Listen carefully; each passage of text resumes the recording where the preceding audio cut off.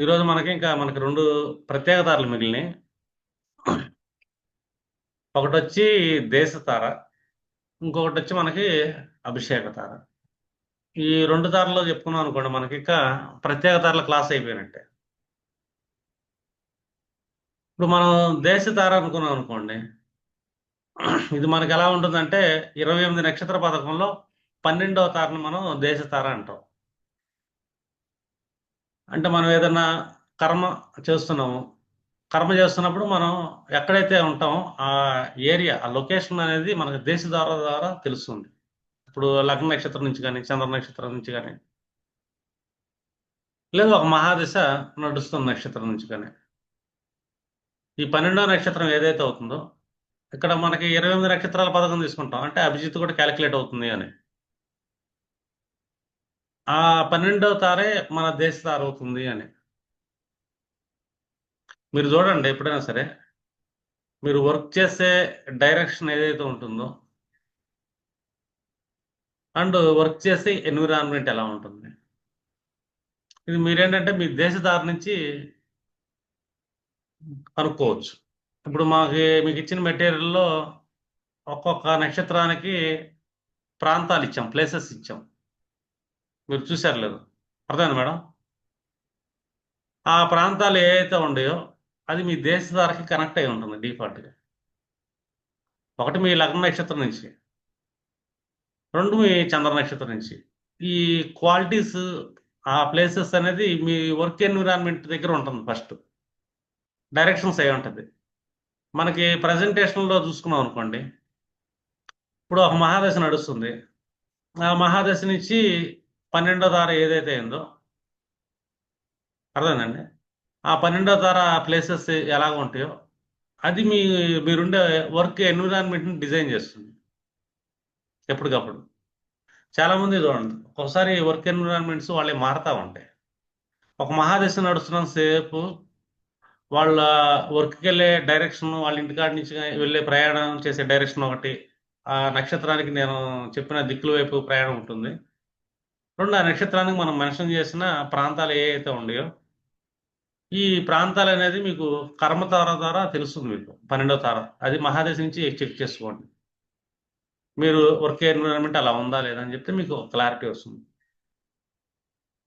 లేదు, ఇప్పుడు మనం ఏదైనా పలానా డైరెక్షన్లో పని మీద బయటికి వెళ్ళాల్సి వస్తుంది. ఇప్పుడు మన కర్మతార ఏదైతే ఉందో ఆ డైరెక్షన్ మీద అశుభ గ్రహాలు సంచారం చేస్తుంది అనుకోండి, అప్పుడు మనం ఏంటంటే ఆ తార యొక్క బీజాక్షర మంత్రాన్ని కాసేపు చదువుకొని మన కర్మ ప్రయాణం అనేది మొదలు పెట్టాలి.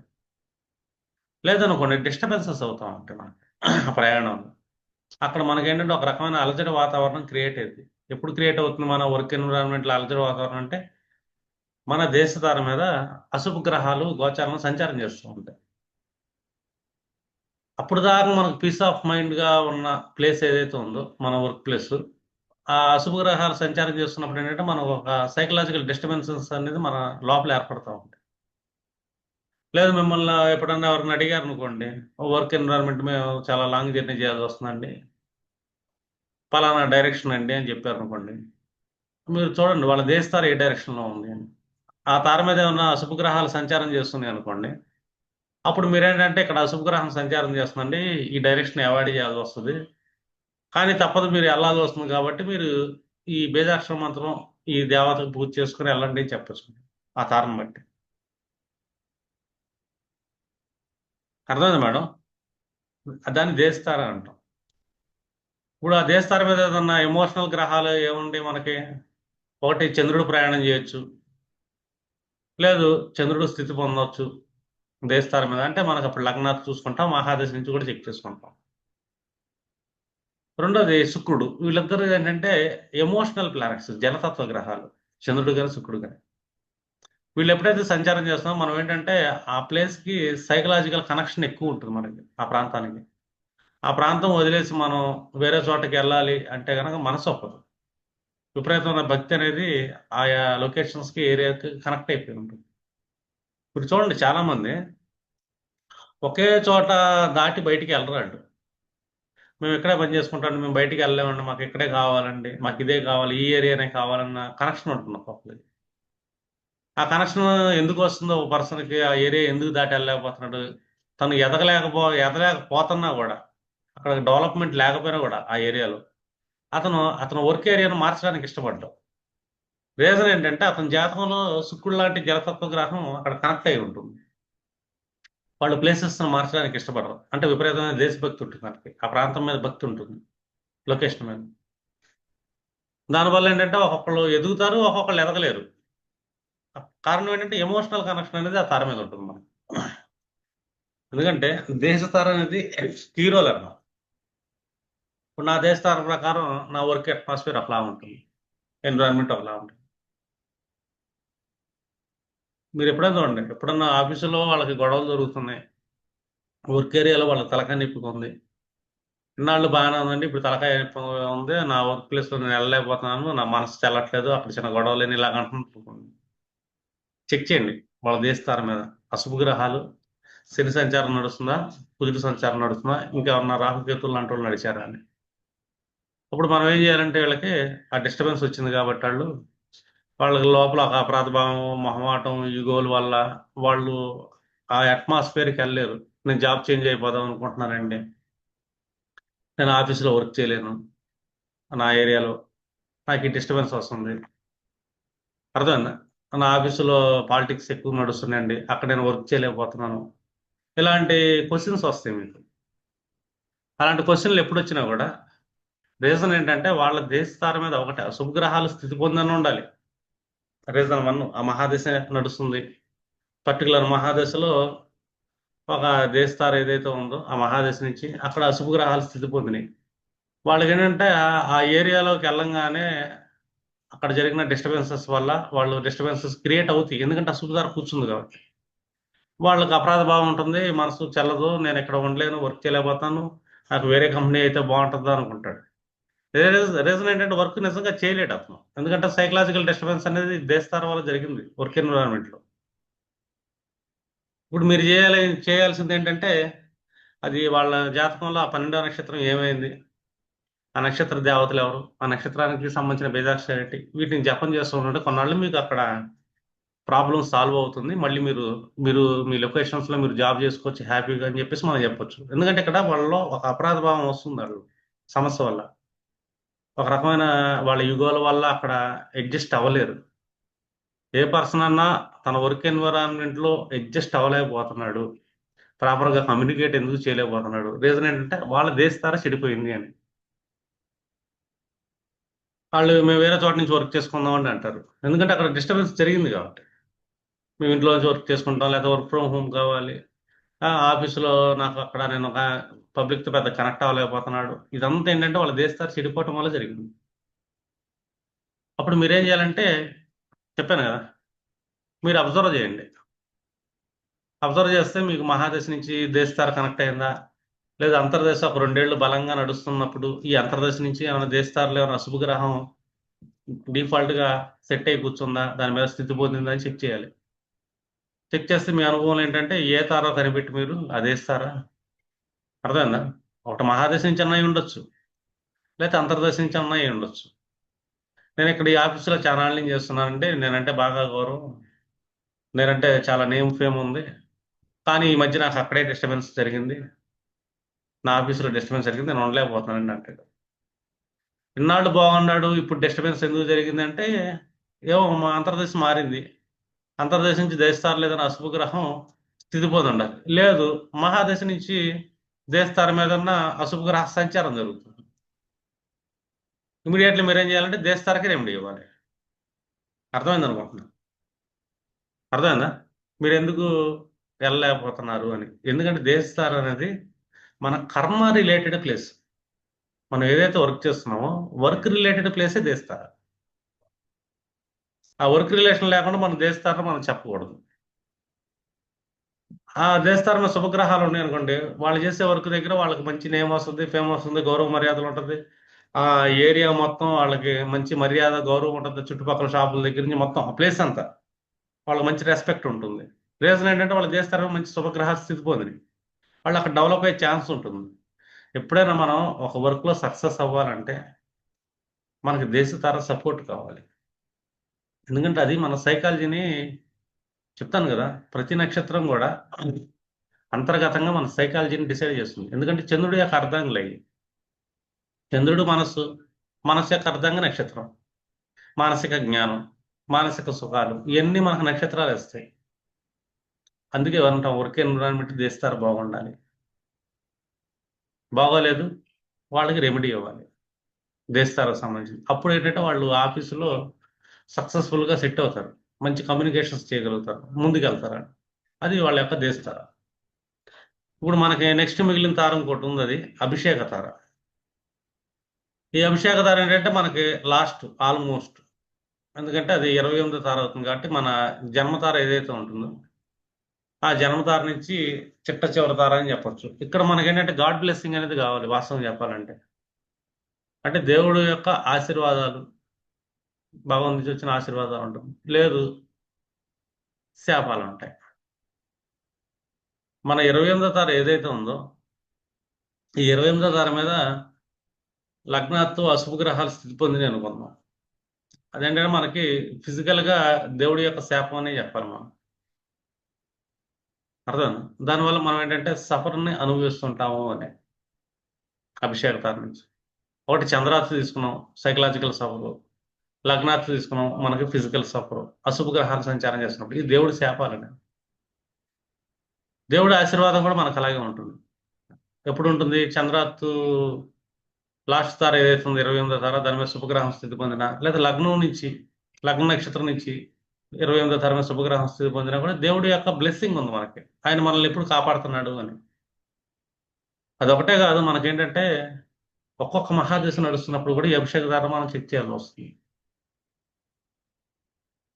ఇప్పుడు ఒక మహాదశ నడుస్తుంది ఒక వ్యక్తికి, ఆ మహాదశ నడుస్తున్నప్పుడు అతని లైఫ్లో మహాదశనాథుడు బాగోకపోవడం, లేదు ఆ మహాదశ నుంచి అంతర్దశల నాదుల మధ్య డిస్టర్బెన్స్ ఏర్పడవచ్చు, షష్టాష్టకాలు ఏర్పడవచ్చు, వేదలు ఏర్పడవచ్చు. మహాదశనాథుడు ఒక చోట కూర్చున్నాడు, అతను వేద నక్షత్రం మీద ఇన్ కేసు అంతర్దశనాథుడు కూర్చున్నాడు అనుకో, ఈ మహాదశలు ఈ అంతర్దశ నడుస్తున్నప్పుడు అతని లైఫ్లో డిస్టర్బెన్స్ ఏర్పడుతుంది.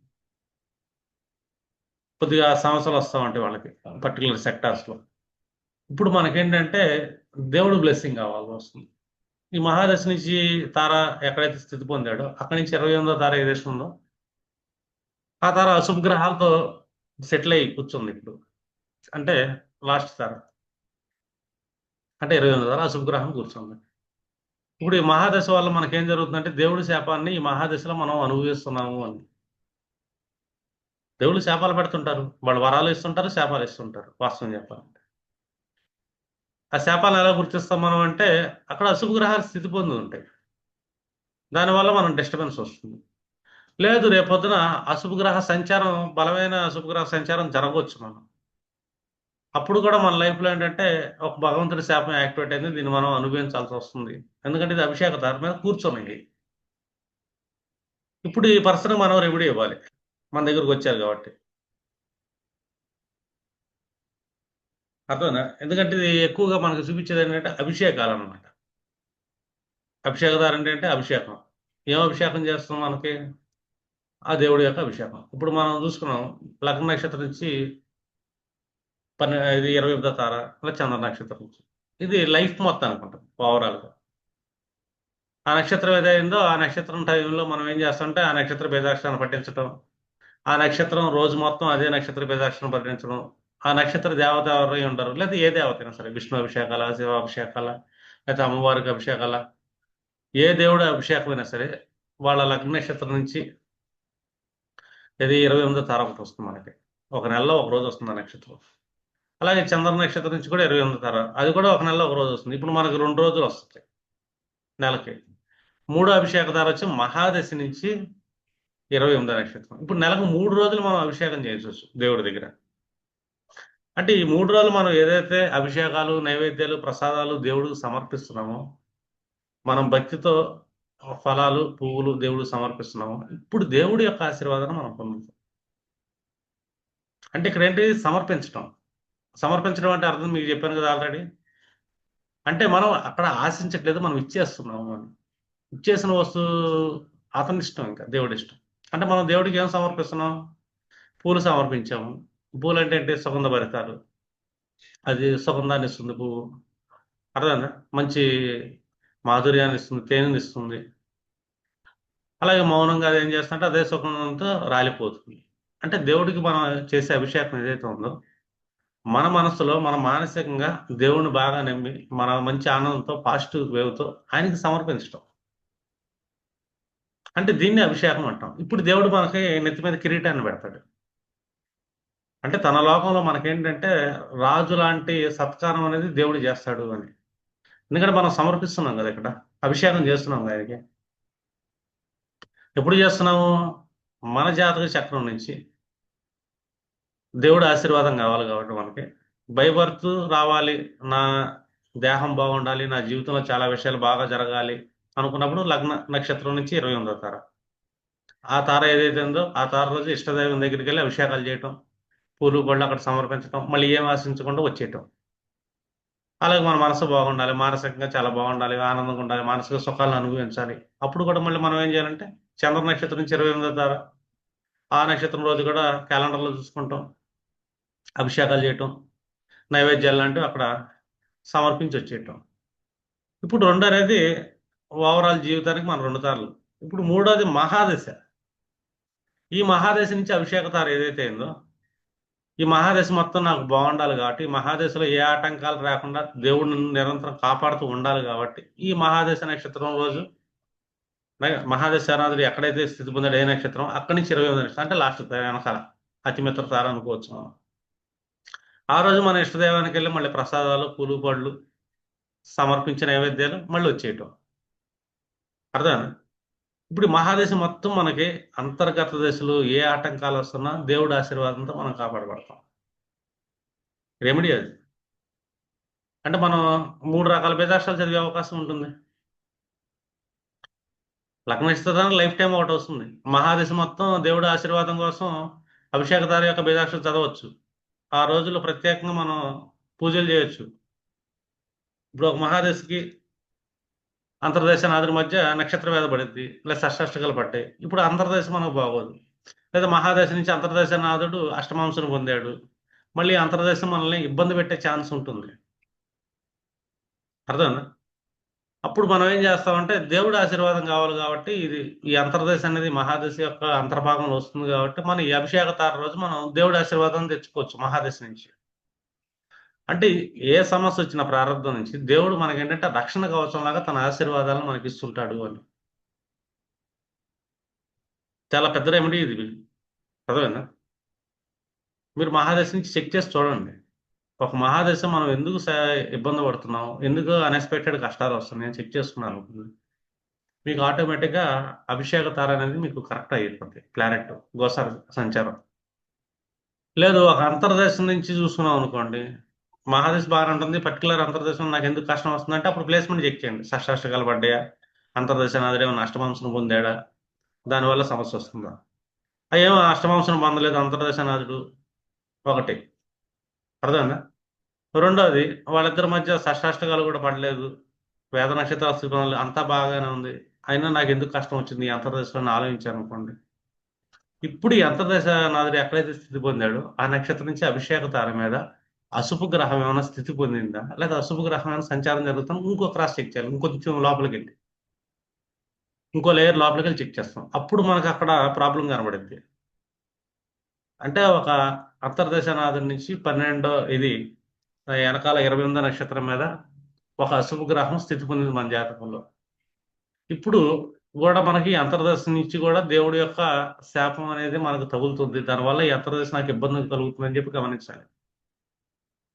ఫస్ట్ స్టెప్ ఎలా చెక్ చేసుకుంటాం? అంతర్దశ మహాదశ నుంచి బాగుందా లేదా, లేదా అంతర్దశ నాదేమో అష్టమాంశం పొందాడా, అప్పుడు మనకి అక్కడ ప్రాబ్లం కనబడుతుంది. అప్పుడు మహాదశ నుంచి అభిషేక తర్వాత మనం అభిషేకాలు చేసుకోవచ్చు. లేదు అంతర్దశ నాథుడు మహాదశ నుంచి మంచి కోణ స్థితిలో స్థితి పొందాడు, మంచి నక్షత్రాల స్థితి పొందాడు, పైగా అతను శుభుడే, అయినా కష్టం వచ్చింది. ఇప్పుడు అంతర్దశ యొక్క అభిషేక తార మీద ఏమైనా అశుభ గ్రహం కూర్చున్నా చెక్ చేయాలి. అంటే ఇది దేవుడి శాపం అనమాట. అంత గ్రహస్థితి బాగున్నప్పుడు కూడా మనకు కష్టం వస్తుందంటే ఈ కష్టం రావడానికి కారణం ఏదైనా శాపం ఉందా అని చెక్ చేసుకోవాలి. అప్పుడు అభిషేక తార మీద మీకు అశుభగ్రహ సంచారంగానే అశుభగ్రహం స్థితి పొందడం కానీ జరిగింది అంతర్దశనాథం నుంచి. ఇప్పుడు దానికి మనం రెమెడీ చేయాల్సి వస్తుంది. అర్థం? ఇప్పుడు ఇంకొక నక్షత్రం కూడా యాడ్ అయింది మన లైఫ్లో. అప్పుడు అంతర్దశనాథం నుంచి అభిషేక తార నక్షత్రం కూడా యాడ్ అయింది.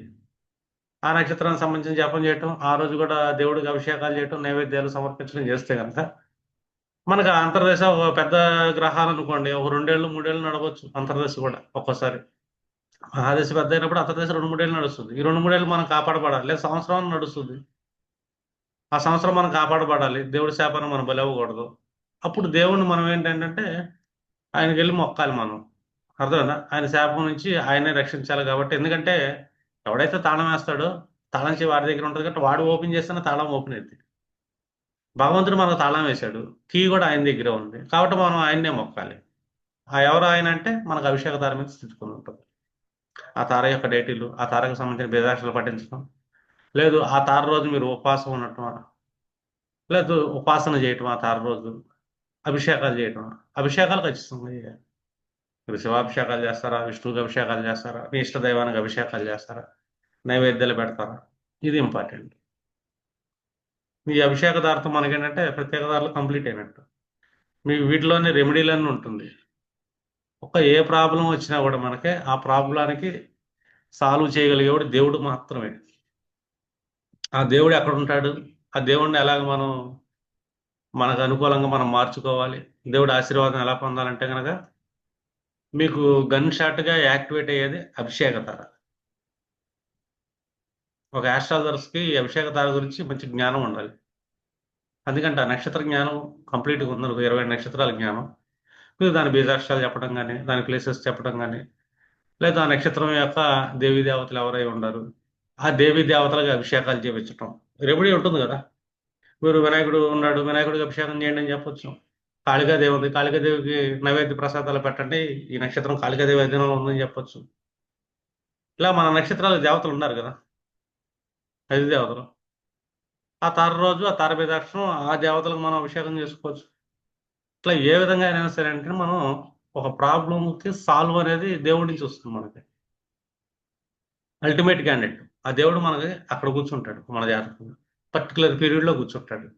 అందుకంట చెక్ చేయాలి, ఆయన శాపంలో కూర్చున్నాడా, ఆయన ఆశీర్వాదం కోసం చెక్ చేయాలి. శాపం లేదు, ఈ అంతర్దేశం బాగా నడవాలి, ఈ మహాదేశం నాకు బాగా నడవాలి, ఈ మహాదేశం దేవుడి యొక్క బ్లెస్సింగ్ నాకు బాగా కావాలి, ఆ తారను మనం యాక్టివేట్ చేసుకోవాలి. ఆ మహాదేశం సేపు మారుతా ఉంటాయి మనకి. మహాదేశం అంతర్దేశాలు ఎక్కువ మారుతా ఉంటాయి. ప్రతి అంతర్దేశం మనకు అద్భుతంగా మార్చుకోవచ్చు. అష్టాదశ చేతిలో ఉంటుంది లాజిక్. అది ఎంతటి ప్రారంధాన్ని అయినా సరే ఆ ప్రారంధానికి అడ్డుకట్ట వేయగలిగిన వాడు దేవుడు మాత్రమే. అది అభిషేక తార రోజు మాత్రం మనం చేసే కర్మలు ఏవైతే ఉండేవో దానివల్ల మనకు వస్తుంది. అప్పుడు మనకు ఇంకోటి కూడా పెరుగుతుంది, నెలకి డేస్ పెరుగుతాయి కదా. ఫస్ట్ లగ్నం చూసుకుంటే ఒకటేనే, చంద్రుని చూసుకుంటే 2 డేలు నెలలో. మహాదేశం చూస్తే 3 రోజులు వస్తుంది నెలలో. అంతర్దేశం చూస్తే 4వ రోజు కూడా వస్తుంది. కనీసం నెలకు 4 రోజులు దేవుడికి మొక్కలేము మనం. మరి అంత బతకమేం కాదు కదా. దేవుడు మన జీవితాన్ని ఇస్తున్నాడు, అన్ని ఇస్తున్నాడు. ఆయన కోసం అభిషేకం చేయలేమా, నైవేద్యాన్ని ప్రసాదాలను ఇవ్వలేమా, పూలు పళ్ళు ఇవ్వలేమా? పూలు పళ్ళు అంటే అదే అర్థం. అంటే మన మనసుని పాజిటివ్ దేవుడికి మనం సమర్పించాలి. ఆయన ఇంకా మనకు పాజిటివ్ ఇస్తాడు రిటర్న్ గిఫ్ట్గా. మంచి సుగంధాన్ని దేవుడికి సమర్పించాలి, ఆయన ఇంకా సుగంధాన్ని మన లైఫ్కి ఇస్తాడు. మన లైఫ్ మొత్తం సుగంధభరితంగా మారిద్ది. మంచి ఫలాలను దేవుడికి ఇవ్వాలి, అద్భుతమైన ఫలాలని. దేవుడు మన జీవితాన్ని అద్భుతమైన ఫలంగా మారుస్తాడు. అలా చేసుకోగలిగేది మన చేతుల్లో ఉంది. అభిషేక ధార మనకు సపోర్ట్ చేస్తుంది. అభిషేక ధార మనకి దిక్సూచి లాంటిది. నువ్వు ఎటు వెళ్ళాలి, ఏ దేవుడిని మొక్కాలి, ఏ దేవుడికి అభిషేకం చేయాలి, ఏ దేవుడి ఆశీర్వాదాన్ని తీసుకోవాలి, ఏ నక్షత్రం యొక్క శక్తిని నువ్వు పొందాలి, అది మిమ్మల్ని ఈ మహాదేశం ఉన్నంతసేపు కాపాడుతూ ఉంటుంది. ఓకేనా? క్లియర్ అనుకుంటున్నా. దేశ తార ఒకటి మనకు కంప్లీట్ అయింది, 2 అభిషేక తార. 2 తారలతో మనకి మొత్తం ప్రత్యేక తారలన్నీ కంప్లీట్ అయినట్టు. సరే.